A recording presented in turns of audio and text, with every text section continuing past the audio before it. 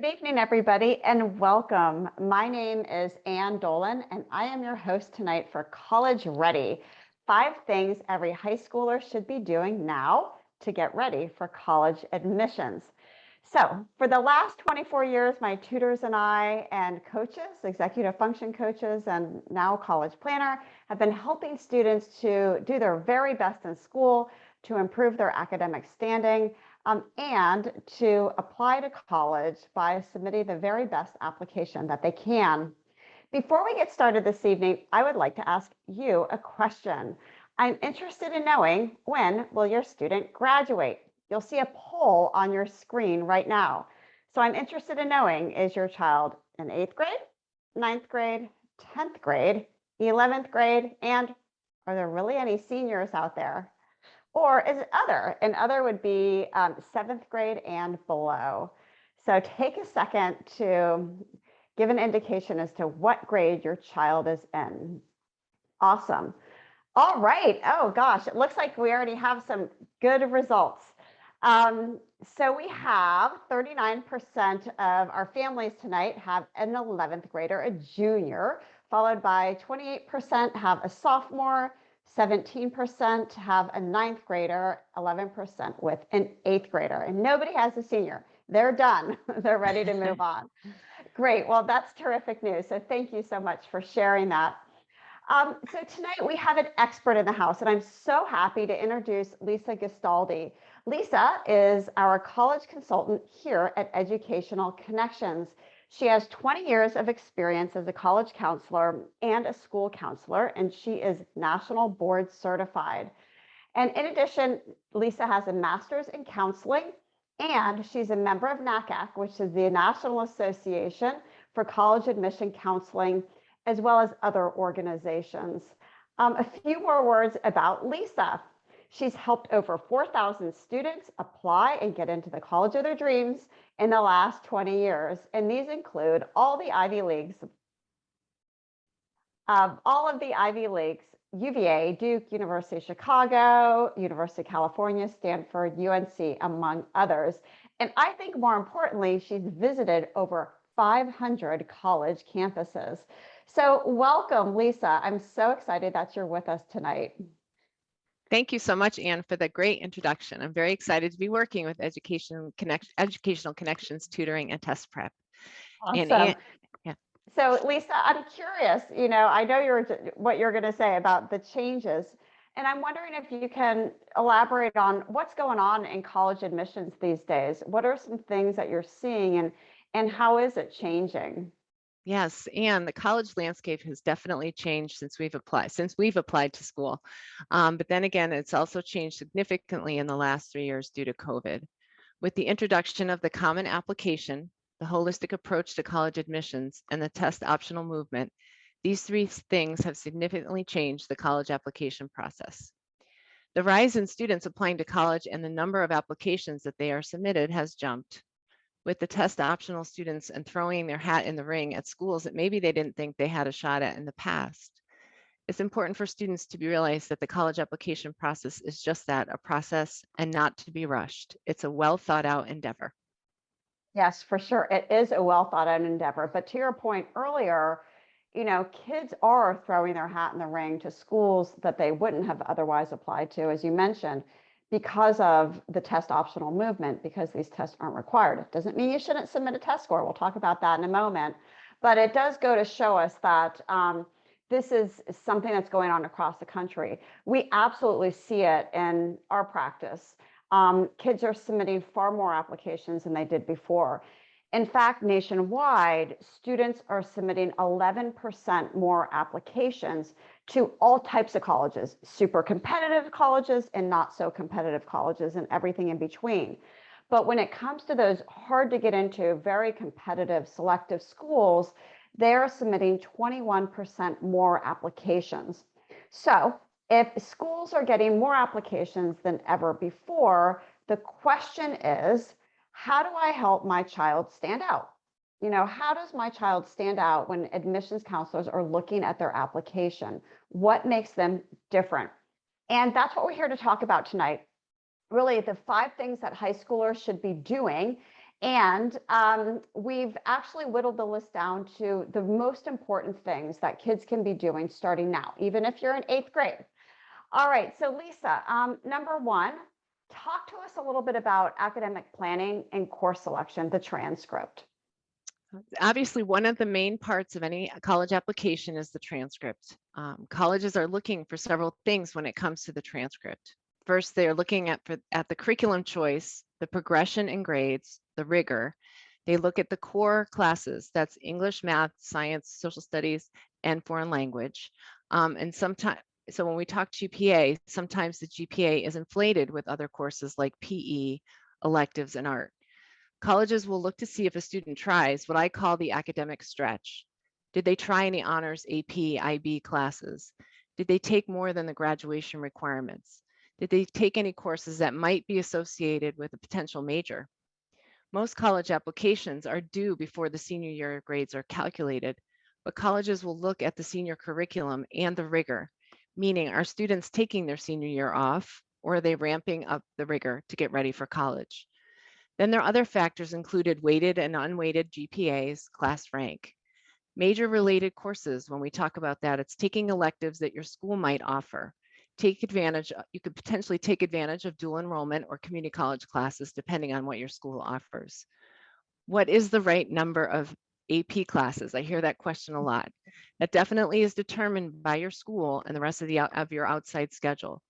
Colleges will examine your school profile. So if you haven't seen what your school profile looks like, you might want to ask your school counselor for one to see what is available for you to take and then decide what to take. Thanks, Lisa, for that. And that kind of brings up the next question is, parents ask two questions all the time. How many AP classes or IB classes should my child take? And what's better, an A in an AP or a B in an AP class or an A in an honors or a regular class? So let me start out with that question. Do you think it's better for the student to go ahead and take that AP class and challenge themselves and maybe get a slightly lower grade? Yes, I do. And I think that the number of AP classes will come down to the list, the college list. So those students that are applying to those highly competitive, potentially Ivy League schools would be taking a lot more AP classes than someone who is not. So I do think it is important that students try the AP classes in an area that they're passionate in. Makes sense. So if you are an engineering student and you love math, definitely the math and sciences more than the humanities classes. But you're right, it's not just the Ivy Leagues, but even the very competitive state schools here, UVA, William and Mary, Yes. Virginia Tech, they're all looking for how much did you challenge yourself? And you talked a little bit about progression. What does that mean? So for students that potentially might start their freshman year and take college prep classes, and then move on and try honors or AP classes as they get through the 4 years. That's what's one sign of progression. Another sign is a student that might not, the students that I've worked with, the student that might not have done so well their freshman year, but then show academic progress as they move toward their graduation. So those are two things that progression can apply to. Awesome. Thank you so much, Lisa.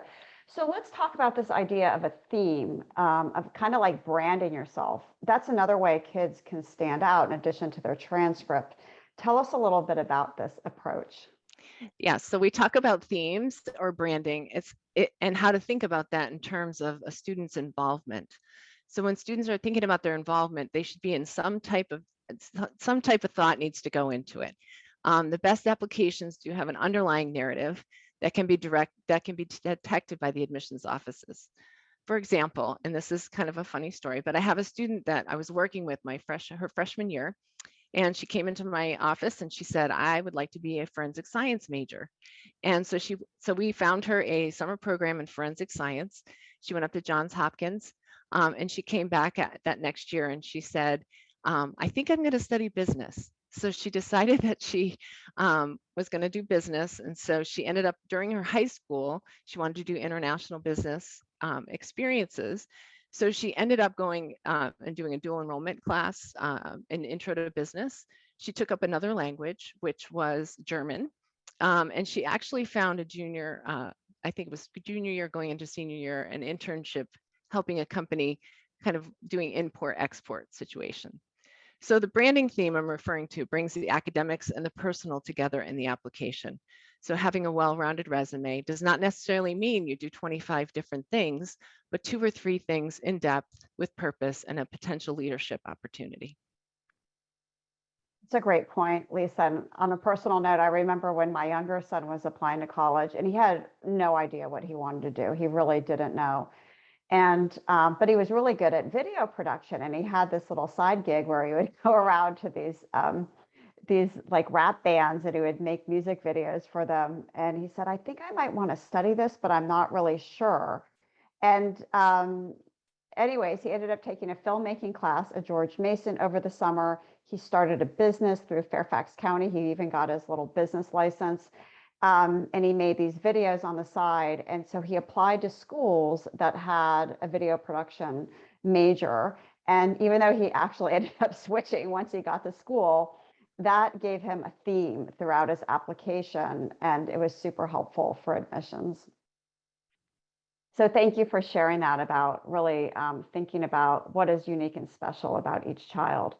So let's shift gears a little bit and talk about testing, because this is, in my opinion, this is what's changed significantly over the last couple of years. And even before COVID, there was, a movement to test optional, but COVID definitely accelerated it. So let's start out by talking in generalities. What is test optional? Okay, so when we think about college admissions, we definitely think about standardized tests and the role it plays in the process. Parents are asking me, do I have my child take the SAT or the ACT? Which test is easier? Do colleges prefer one over the other? Those are questions. And now that we're adding in the question, do I even take the test if most schools have gone test optional?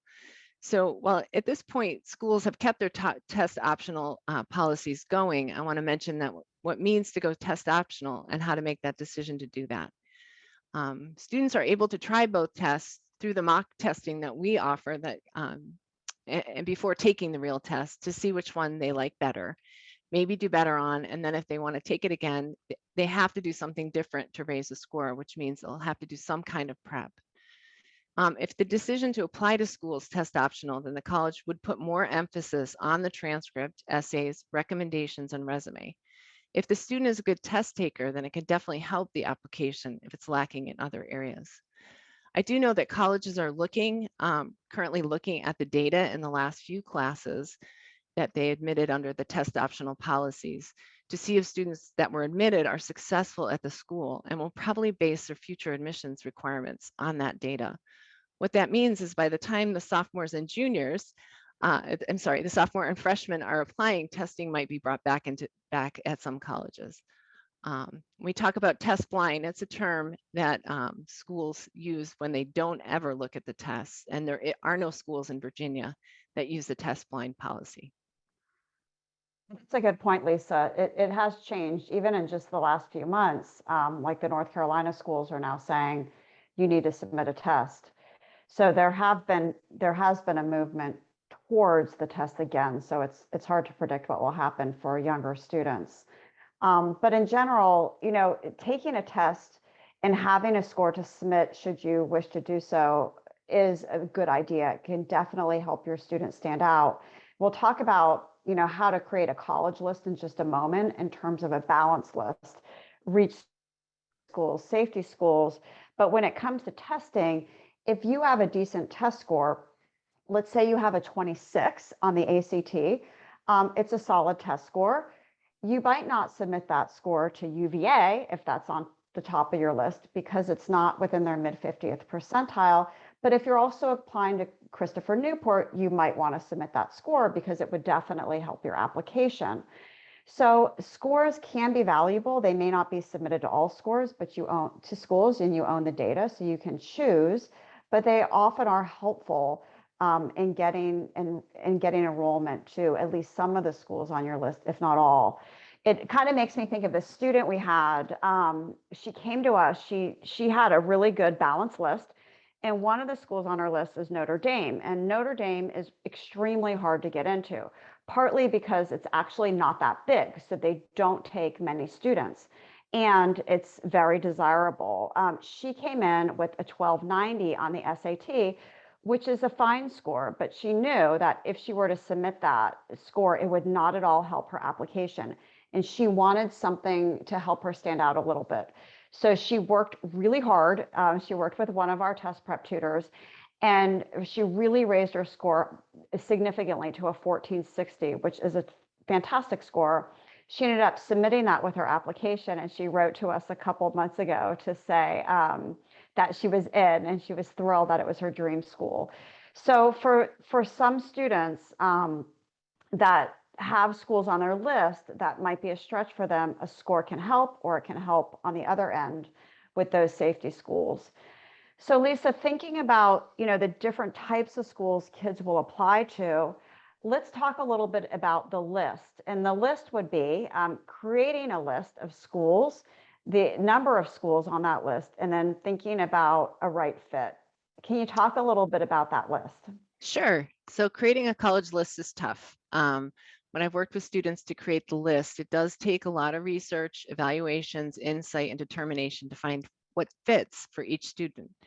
When working with students, I have an extensive questionnaire that we talk about, and I ask questions like the obvious things: location, size, major, activities, but also some of those hidden characteristics like, are they environmentally friendly? Do they have hands-on learning? Do you have access to professors? What is the financial aid package like? And are there any research opportunities for students? My philosophy on the list revolves around the student saying, I can be happy at any of the schools on my list, whether that be the reach, the target, or the safety. But I would suggest, and I've suggested to students in the past, anywhere from 7 to 12 schools is a good range. And again, we talked a little bit about the reach schools, the target schools, and the safety, and having a few smattered within that particular list. It's important for us and for students to look at acceptance rates when creating the list. And I'll just give you an example. UVA's in-state acceptance rate is 23%. So that could be a reach for one student, and it could be a safety for another based on their applications. What about out of state? You mentioned that earlier today when we were chatting. So yeah, 70% of the UVA are the UVA applications that are accepted are Virginia residents, and the other 30% are out of state, which means that the acceptance rate for the out of state is around 15%. Interesting. Thank you for sharing that, Lisa. So having a balanced list is key. How do parents know, and how do kids know what fits in what category? So I would go back to the acceptance rates. There are definitely ranges there for SAT, ACT, and GPA if you're going to be looking at the test scores, but acceptance rates is something that I use. And I'll just give you an example, like the Ivies are probably around a 5% acceptance rate. So you can kind of see, and they're getting 35, 40,000 applications. So you just have to look at the number of applications that have been historically the way it's run, plus the acceptance rates. I can imagine that's super valuable to have somebody help with that, because it feels like it could be overwhelming. Thank you for that insight, Lisa. So let's move on to number 5, our applications and essays. From just choosing a topic for essays, and also making sure that the essay is solid, is technically correct. Can you talk a little bit about the essays in general, from the Common App to the school's own essays? Yeah, so the essays can be started early, in the junior year, as well as the applications. The students can't hit the submit button on those applications until anytime after August 1st. But the essays, the resumes, all the supplemental questions can be worked on the summer before going into their senior year. This can help alleviate some of the stress when students return for their senior year, when they have to study and focus on whatever whatever extracurricular activities they're doing. The Common Application is what typically kids will use. The Common Application has one main essay. You have to pick out of 7 prompts, so that you have to answer a question. The word limit is about 650 words, which isn't that much. It's about a page and a half. And for many schools out there, there are supplemental questions, and those are in addition to that Common App question. They are much shorter, but they could potentially be school specific. So knowing something about the schools is extremely helpful for kids, because if you haven't visited or you haven't researched the schools, they may ask the question, why UVA? Why Harvard? So you have to come up with a pretty logical reason why it fits for you, why their education fits for you, and how you fit within their system. So answering the supplemental questions needs definitely some thoughtful introspection on what the campus can offer and why the student experience fits for the college. Topics can be anything about essay topics. The main essay can be anything. What I usually say is it has to be unique to the student. It can't be something someone else would write, so that they can set themselves apart. Awesome. Thank you, Lisa. When we think of, applying to say 10 schools, how many essays is that? It seems like they could add up and take a good amount of time. Well, if they have one main essay that they submit, and then potentially 3 or 4 supplementals per school. So it could Wow, be that over can 20. really add Yeah. up. Okay, that's a lot. Thank you for sharing that. And you recommended a couple of books that you found to be helpful for parents. Can you talk a little bit about those? Yes. So these books I have read, and I found them to be helpful for me, and I think they definitely would be helpful for parents to understand the process. This is a really stressful time for families, and it's important to keep things in perspective. The experience of applying to college can cause turmoil in the family. So knowing what to expect can help students and families get through the process. So the 3 books are all, the first one is kind of a historical perspective of the college admissions policy procedures. The second one is how to help with the stress of the actual process. So knowing some techniques that maybe you can implement within your family. And then the third book is The Colleges That Change Lives. It's probably schools that maybe people haven't heard of, but they're pretty powerful schools in that they're smaller liberal arts schools that are pretty amazing, if you ask me. Thanks, Lisa. I love colleges that change lives. It goes to show you that, it's not all about name brand, and colleges, like you said, you've never heard of, are doing amazing things. So thanks for sharing those resources for our families. All right, just a reminder, we're going to wrap up in about 5 minutes or so, and we'll go to Q&A. So if you have a question, please go ahead and put it in the chat right now.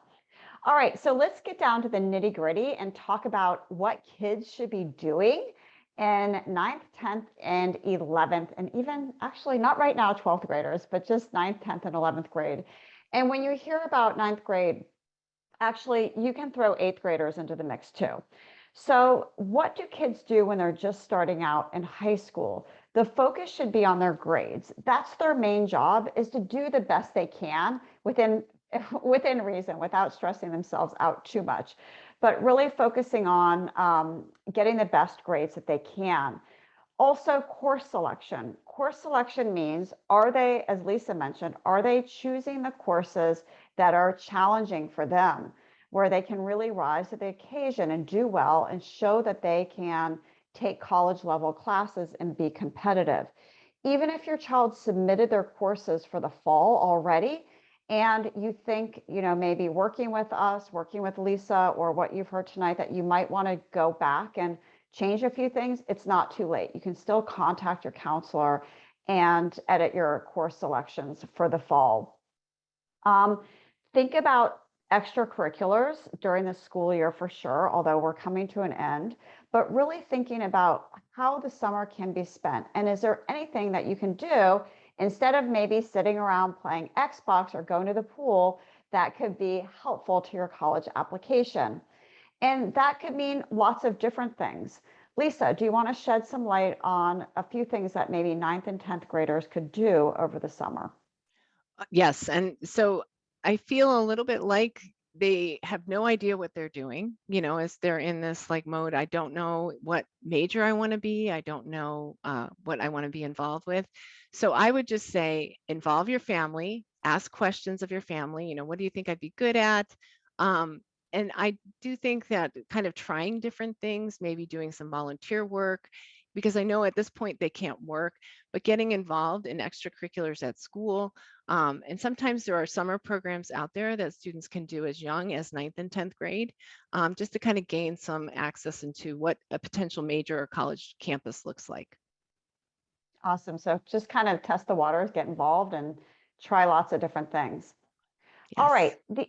The other thing that kids can do, not as much in ninth grade, but the end of 10th grade, the spring of 10th grade, they can be thinking about testing, the SAT and ACT. So this is a time, end of sophomore year, the summer before junior, even the fall of their junior year, take a mock test. We offer these in the community most Saturdays. They're on our website, which is ectutoring.com. There's a tab at the top that says a test prep, and then you can drop down to see mock tests. So they're on most Saturdays. They're virtual, but they're live proctored. So kids can roll out of bed and take them at 9 a.m. And it's helpful for kids to take both the SAT and the ACT to see which tests they do best in.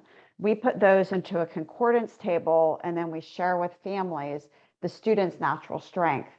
And really, kids should be just preparing for one test. They don't need to, spread their focus, their energy in preparing for two, because every college in America accepts both tests, and they don't have a preference. So if you're stronger on the ACT, you should really just prep and take the ACT a couple of times. You can always take the SAT as well, but really your focus and your preparation should be on one.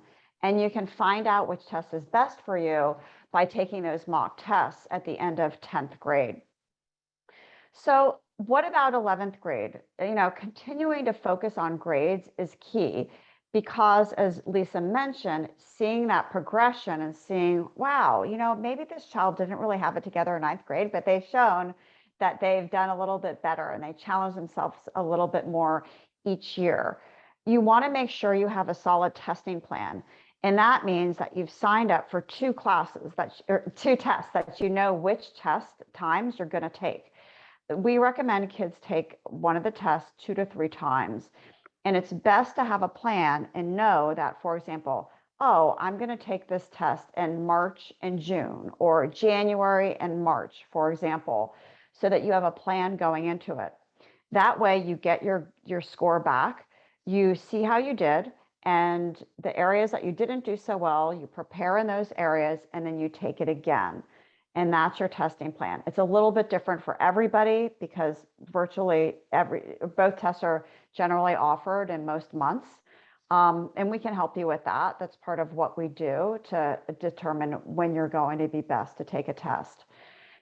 Other things, continue with your theme. Make sure that instead of joining 10 clubs, that maybe if you want to go into engineering and you like robotics, you join the robotics club and you take a lead. And maybe as you go on, you start out as a member, then you're the treasurer, and then perhaps you're the president. So that's your theme. You're sticking with something and you're growing within that. Maximizing your summer, as Lisa talked about, and then developing and refining your college list, as she mentioned as well. So after your junior year, what should you do? Lisa, what's the first thing that kids should do when they're going into their senior year, that summer after their junior year? Well, I'm hoping that they would have a college list. So I do think you spend the entire second semester of your junior year exploring colleges, researching, maybe doing some tours. I do think they're bringing back the in-person tours now, but there are still virtual tours available to students. So if you can't get to a certain school, and I would check and see if they have virtual tours available.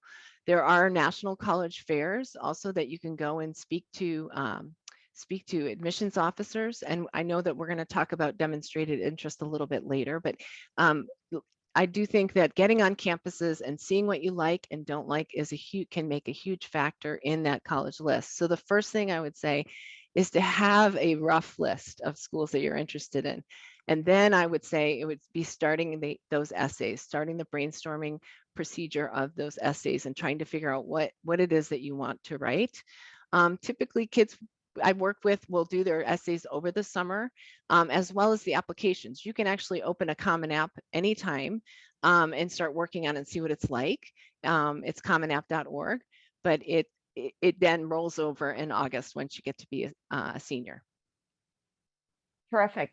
And do you think it is helpful for kids to apply generally early action or early decision? So they're submitting their applications by November 1st? So early decision is a binding commitment. So when we talk early decision, you have made the decision that this is your number one choice, and you actually sign a contract that says, if I get in, I'm going. So it is something to really not take lightly, the early decision piece, because you end up, the parent signs a contract, the counselor signs a contract, the student signs a contract.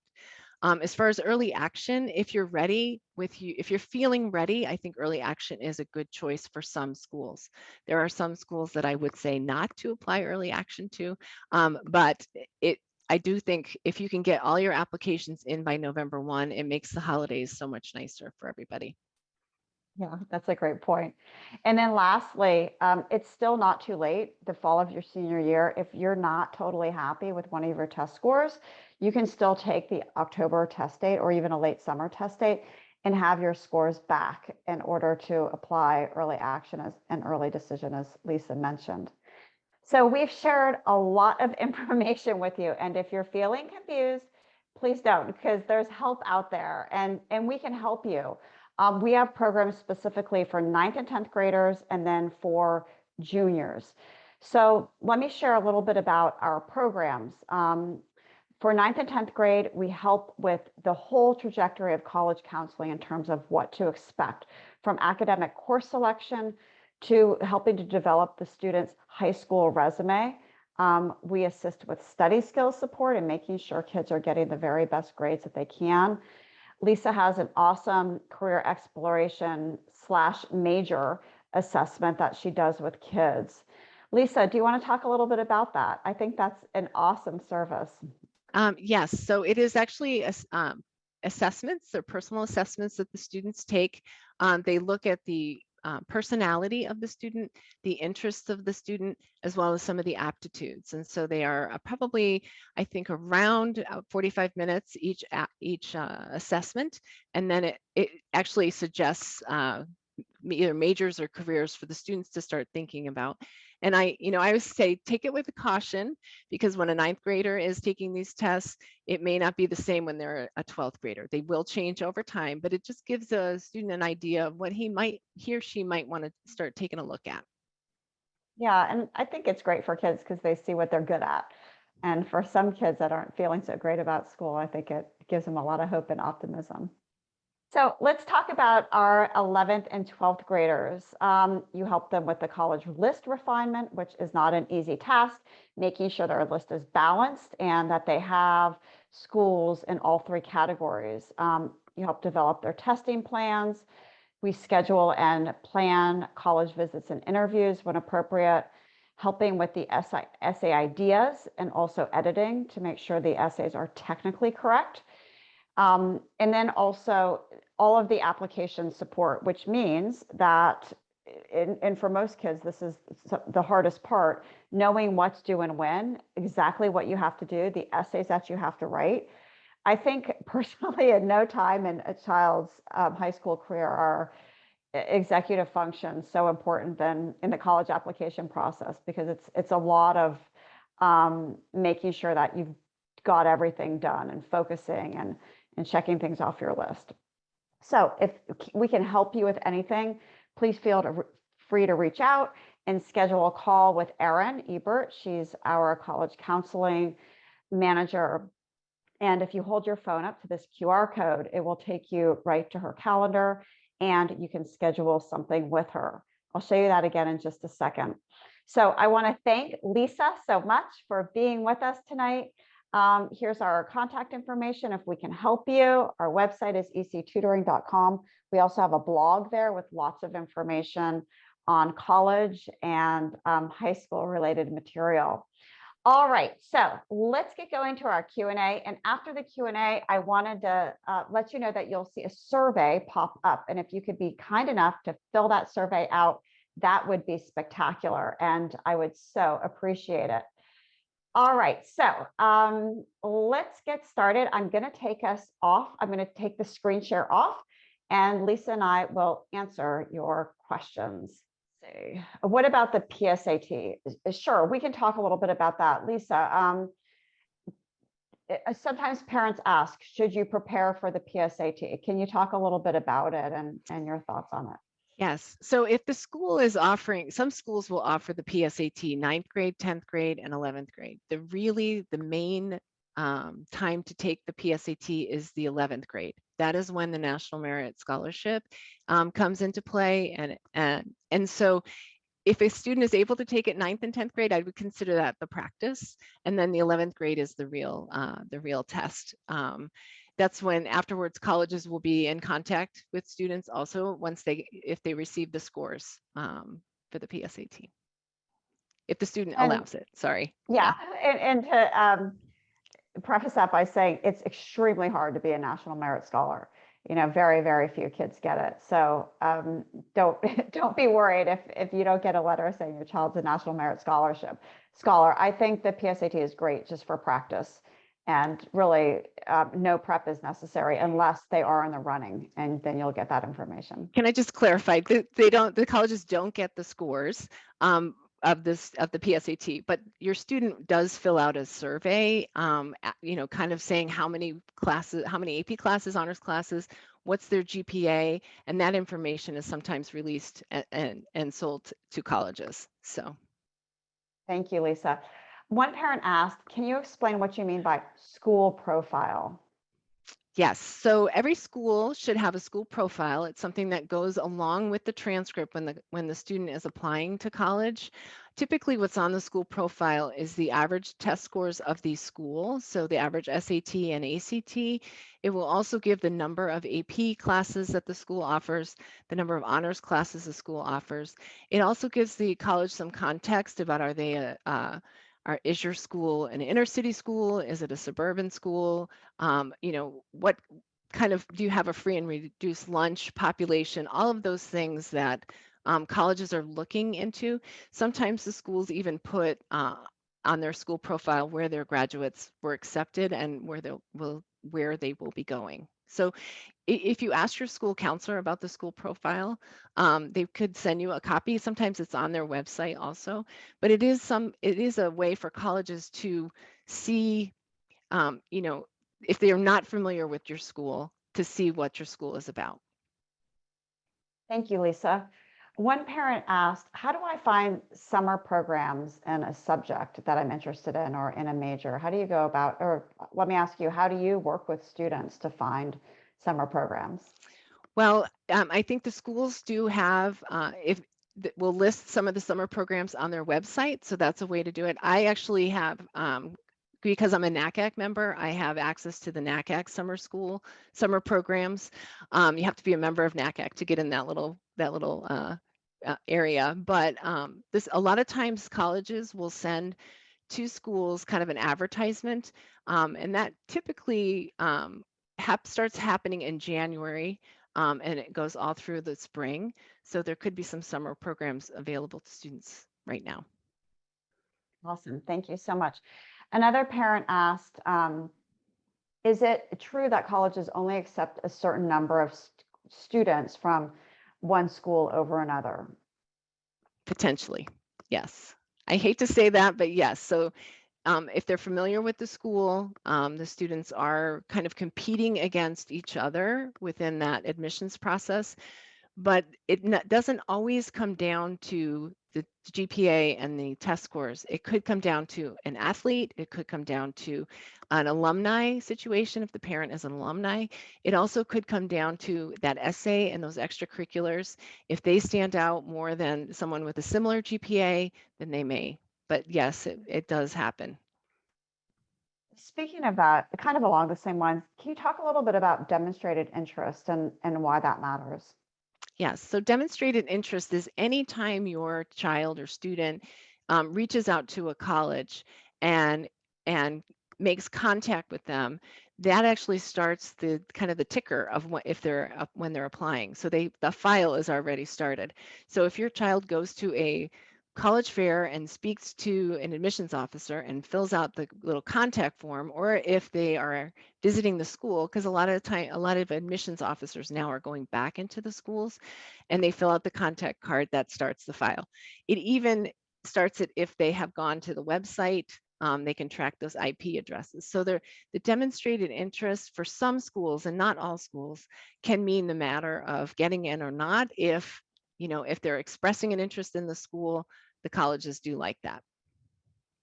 Thank you, Lisa.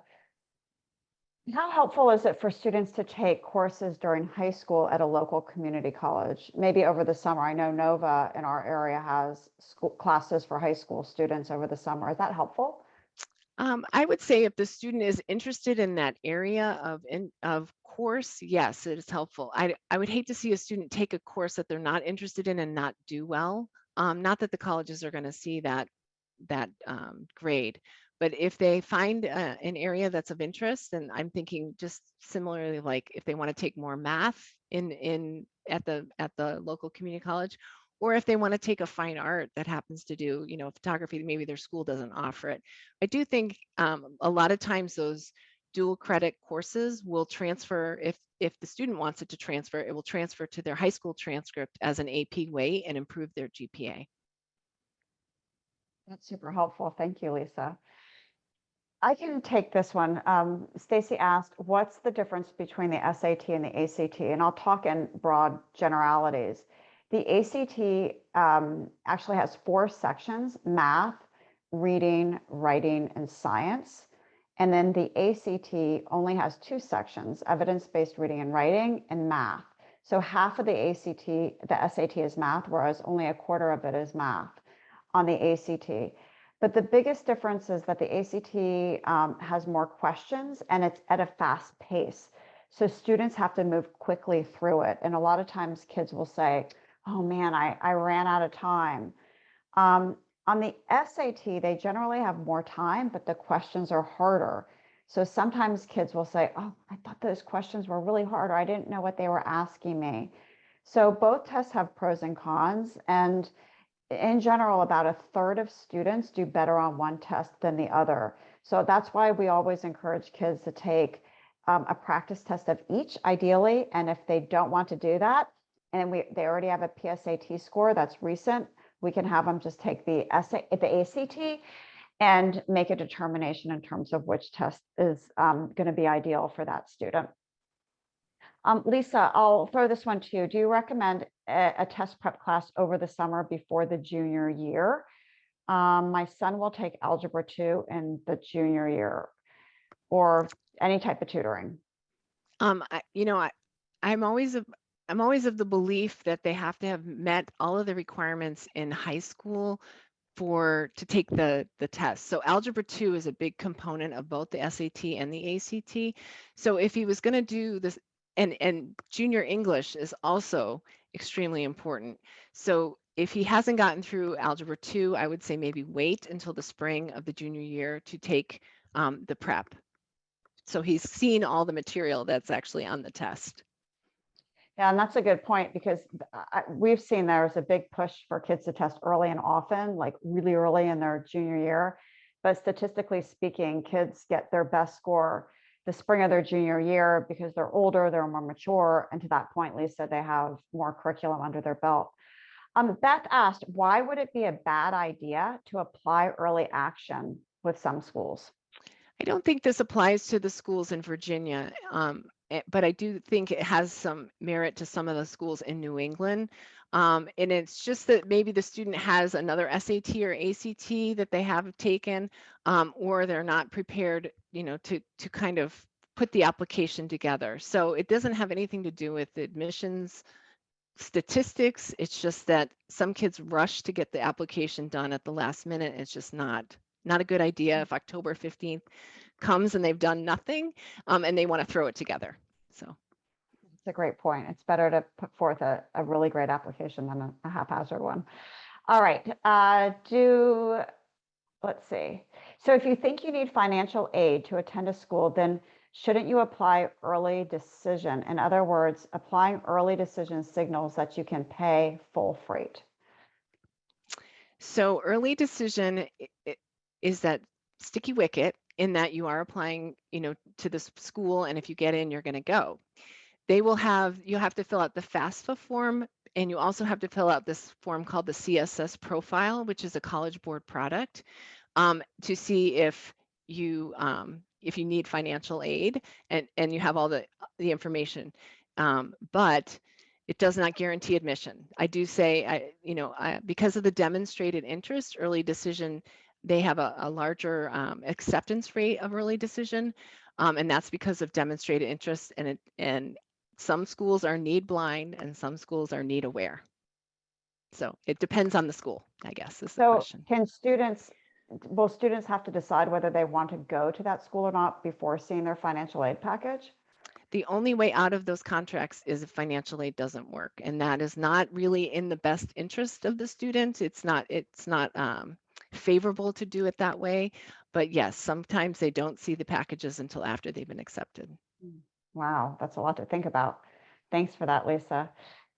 What's the difference between, and I know you mentioned this before, but just real quickly, the difference between early decision and early action? So early decision is the binding contract. So if a student is applying early decision, they are telling the school, you are my one and only, and I will, if I get in, I will go. What I recommend when I work with students is that even if they're applying early decision, I have them apply to other schools. And then when they get the decision about early decision, then they can go to the other schools and withdraw their applications. Early action is just an early answer. So that means that if a student applies by October 15th, typically they have an answer in their hand by November. Thank you, Lisa. Somebody asked, what's the difference between what Lisa does and Ann does? And we work together. So if you want to work with Lisa, you would work with her through Educational Connections. Let's see. How long will it take to improve an SAT score? I can answer that one. It depends on where the student is starting from. So if the student is starting with a fairly low score, they can make up more ground. However, it just may take longer because they have more to improve. When students come to us with an already very good score, it's a little bit harder to increase the score because there's very little for them to go up. So that could take a short amount of time or a long amount of time, but typically students prepare with us between 2 and 5 months before the test. Next question. Let's see. Somebody answered. So could you talk a little bit about going to school for D1 to D3 sports? And Lisa, I know you've worked with a lot of recruited athletes, like lots. So tell us a little bit about that situation. Yes. So actually, I was a Division I basketball player. And you don't know that because I'm sitting down, not standing up. But and I also coached at Division I and Division II levels. So the recruiting process is definitely a different animal than the regular process, but it can give students an edge in getting into certain schools if they are being recruited. The NCAA is the eligibility center. So if you have a student athlete, you should open an NCAA account by the time they're junior. To kind of you have to send in their transcript and also their test scores. And that kind of is in flux also, the test score piece, but definitely the transcript. But the recruiting process will for most sports, and it's different for every sports, typically starts around the junior year. I hope I answered that enough. It's pretty intense process. So, thanks, Lisa. Jennifer asked, can you talk a little bit about neurodiverse kids that maybe have a different profile? Perhaps they have ADHD, learning disabilities, but they may need accommodations or a different setting in college. Can you talk a little bit about their application process and what to expect? Yes. So the students will need a psychoed eval that's pretty recent. So some students that have been evaluated, let's say 7th or 8th grade, will need to be reevaluated before they go to college. Typically, what I tell students to do is if they need to reach out to the accommodations office or the disability office at each of the schools to see, and this is during the application process, to see if their needs can be met through the college. Typically, most of colleges have to do it, but colleges have different levels of how they do it. But it can, I think it's important for students to do that in addition to the process of applying to schools to find a school that fits for their learning style. Thanks, Lisa. So I would like to know, if it's necessary to take a 4th year of language for, I've heard this question a lot, going into, if you're not going to go into, if you're not, never want to take that language again, should you take a 4th year of language? The point is taking, I'll just read a little bit more. Point is taking another course in the senior year that is of interest instead of that 4th year of language. What do competitive colleges look to see related to high school language courses? So I would say 3 years of a foreign language is fine. However, it doesn't mean that the student can kind of take the next year off from a rigorous course. So what the colleges are looking at is that there's a rigorous curriculum that continues. And so if the student decides not to take a foreign language, a 4th year or AP, then that they're taking courses that are in their area of study, potentially like another science or another math. So it's just one of those things that because the foreign language is a core requirement, that they're going to want to see another core class in its place. Makes sense. Catherine says, if a student has taken Algebra 2 honors as a sophomore, then is it okay to take the SAT the summer before their junior year? And, they certainly can, but even though they've taken algebra, if they take pre-calc after that, they're going to even be more positioned. On the ACT, for example, there are some trig questions, not a ton, but there are a few. So our experience in the data shows that the more math a student has under their belt, the better. So if they take it at the fall of their junior year and they're crushing it, that's great. They don't need to take it again in the spring. So I would take the practice tests, see how they do, and then you can make a decision. We have kids, sometimes they're just great out of the gate and they're fine to take early tests, but most kids are going to score better in the spring. All right, let's see. For kids with disabilities like ADHD that may have struggled in the fully virtual environment the last 2 school years, do schools know that, or do colleges know that schools may, do colleges know that schools were virtual all this time? And how will they view a student who did not do well during the virtual environment, but then rebounded once they went back into school? So this is actually something that a school counselor could write about. So we didn't mention, and I just want to mention the letters of recommendation that the student might get for colleges. Most of the Common App schools require letters of recommendation. So that would be 2 teacher recommendations and 1 counselor. So and we didn't really talk about this, but this is something that can come into play, and that a school counselor could mention. And school counselors have mentioned, we were fully virtual for a year, 6 months, we were hybrid, and that's something that goes into the letter of recommendation. For a student with a disability, I do think that as a former school counselor, I would definitely want to get permission from the student to put that in a letter of recommendation.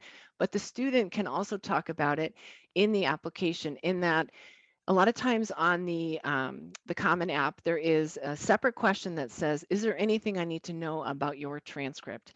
And so that would be a great response for the student to kind of take control of and say, I have ADHD, we were hybrid or learning virtually for a year, I struggled with this. And then that kind of explains a piece of the transcript for students in that capacity. Thank you. One parent asked, Lisa, can you help students with the application process?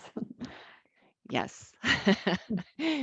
Another parent said, I know 8th grade students that are preparing for the SAT. Do you recommend they start that early? I would say no to that. It's not necessary. It stresses kids out. It sends the message that, the test is end all be all, and it's not. I think it's fine for kids to start maybe the spring of their sophomore year or the summer before their junior year, but probably not any earlier than that. Do you have thoughts on that, Lisa? Yeah, I think they might have met the math requirement. Let's say they're really good at math during that time, but I do think that the more books that students read, I think reading is so important in high school that I do think that having that English background will be helpful. One parent asks, do colleges like it if you stop taking, for example, French all the way to French 4, and then you quit to take IB Chinese? Would that be okay? Or another high level language? I hear that question also in a different context. For example, the student took Spanish in 8th and 9th grade, didn't like Spanish, and then wants to switch to French in 10th and 11th grade. So either way, what is your recommendation about switching languages?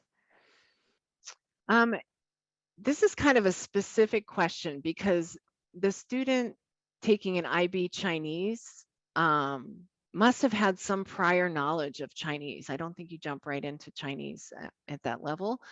So that might, I think it's fine, but I also think there could be some explanation about why they decided to change the language. If you go from French 4 to Spanish 1, I don't think that's a good idea. But if you go from French 4 to IB Spanish, I think that's a great idea. But it's as long as it's a higher level language and not starting at the year 1 again. What about kids that switch from one language to another? Is So that okay? most colleges are going to require a kid take a language through level 3. So as long as they can fit that in, I think it's fine. But if they start their Spanish 2 in junior year, they're not going to be able to make it to level 3. Got it. And our last question of the evening, Jennifer asks, do all applications get reviewed? If my kid has average grades, will his essays reach the read me part of the process? That's a really good question. And I don't know if I can even answer that because some schools do, in the past, let's say, I think the holistic admissions process is now in place because of the SAT being thrown out. I do think that it would get read. I'm not sure how much energy would be placed if the transcript is not, where it should be. I think that is the first thing that colleges will look at is the transcript. They may look a little deeper to see why if the transcript is not a strong transcript. But yeah. Great. Thank you so much. Excellent. Do we have time for one more, Lisa, real quick? Sure. Okay, last one. My son is behind in English and I'm worried. How do I help him? So I'm not sure, Rihanna, if you mean in terms of his grades or in terms of college planning. Do you want to answer that, Lisa, in terms of college planning? And I'll take it in terms of grades. Yeah, so I guess I'm not sure if it's he didn't do well in a English class and might have failed, or if he skipped English for some particular reason. There's always ways to make up those credits. So whether that be summer school or taking another doubling up on the course, that's a possibility also. I'm not sure if that helped, but she clarified by saying in terms of college planning. So I think that's valid. If you don't do well, you can have the course, the grade expunged and take it again. He doesn't want to read. Yeah, I'm assuming it's a boy because she said he. I think that's typical among some, boys in high school. But I do think that encouraging him to read a little bit more. I don't know. It's kind of a specific question that might require a little bit more. And Rihanna, I'm happy. Yeah, we're happy to help you with that. It might be that he needs a tutor and not really thinking as much about the college planning process right now, but maybe shoring up his skills. So we're happy to help you with that. And then lastly, real quick, do colleges like AP or IB classes better or no preference, Lisa? I would say, if they complete the entire IB diploma or if they're taking higher level exams, I think the IB might check a tiny little higher box. But I do think that the colleges are going to look at what the schools offer. So even if the school doesn't offer an IB program, they're still going to, but they have AP, they're still going to look at them equally. Excellent. Well, thank you for answering all of my questions, Lisa, and all of the parents out there. If I didn't get to your questions, just shoot me an email and I will help you over email. And my email is Ann, A-N-N, @ectutoring.com. And Lisa's is Lisa @ectutoring.com. It was a pleasure to speak with all of you tonight. And thank you, Melissa, for putting that information into the chat about reaching us. Thank you for being on with us tonight, your interest in helping your students. And as always, if we can be of help, please feel free to reach out. We'll send a follow-up email tomorrow along with the recording and other information about our services. Lisa, thanks so much for being on with me this evening. It was great to hear your perspective. Thank you.